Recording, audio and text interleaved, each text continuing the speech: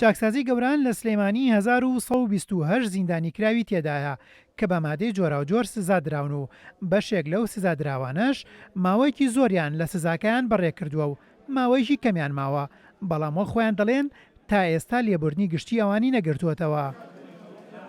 زیندانی هەیە لە 2007 بەر ئافات کەوتو لە 2012 بەر ئافات کەوتو، بەڵام بە حکمی ئەوەی کە لژنەکان نەماون تاوەکو ئێستا لە زیندانە ماونەتەوە هیچ کەسی نییە ئاوەڕیان لێ بداتەوە. ئێمە ئەمانەوێ ئەو عەفووە وابێت هەمووی سوودمەند بێت ئەوەشی کە با بڵێن کێشەیەکی تۆزێ قورسە قەیچێکە با ئەم جارە دەرفەتێکی بدرێتێت تۆزێ لە سزاکەی بکەم کردێتەوە تیامانایە یعدامە مدە الحەیاتە ئەمانەمان تیا هەیە. بەهۆی پەککەوتنی پەرلەمانی کورسان و نەوە نەتوانرا راپۆرتی ئامادە بکرێت لەسەر و هەروەها جگەلەوەی راپۆرت لەسەر ئامادە بکرێت خوێندنەوەی دووەمی بۆ بکرێت.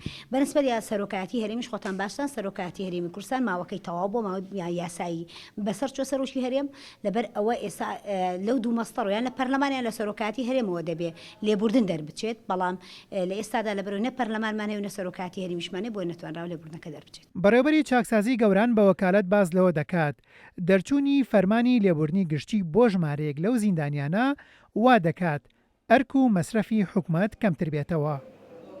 بە تاکید بارگرانێکی زۆریان سزادراون لەسەر حکوومەتی هەرێمی کوردستان دروست کردووە، بۆیە لە ئێستادا پێویستە پیاچوونەوەیەک بە بەندیخانەکانە بکرێت و لێبوردنێکی گشتی بۆ سزادراوان دەربچێت کە زۆر پێویستە قەیرانی دارایش و ئەخوازێت کە کاریگەری بسەر بارگرانی سەر بەڕێبەرایەتەکانی چاکسازی سوک بکرێت لە ڕووی خەرجیانەوە، چکە خەرجێکی زۆریان لەسەر حکوومەتی هەرێمی کوردستان هەیە. سزادراوان دەڵێن بەڕێکردنی 14 ساڵ یان 17 ساڵ و زیاتریش لە زینداندا ڕەنگە هۆکارێکی باش بێت تا لە چاکسازی گەوراندا چاکسازی کرابێت لە ڕەفتار و ڕەوشماندا و ئەو ماوە زۆرەش بوو بێت بەوانەیەک تا لە داهاتوودا سوودی لێوەربگرین.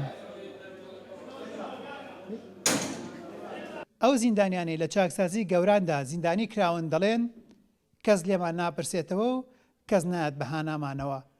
داواکاری ئەوان ئەوەیە کە جارێکتر دەرگای زیندانەکانیان بەڕوودا بکرێتەوە و لێبوردنی گشتی بیانگرێتەوە بۆ ئەوەی بێنەوە ناو کۆمەڵ و سەر لە نوێ دەست بکەنەوە بە ژیان. هێمن قادر، کورسان نیوز، سلێمانی.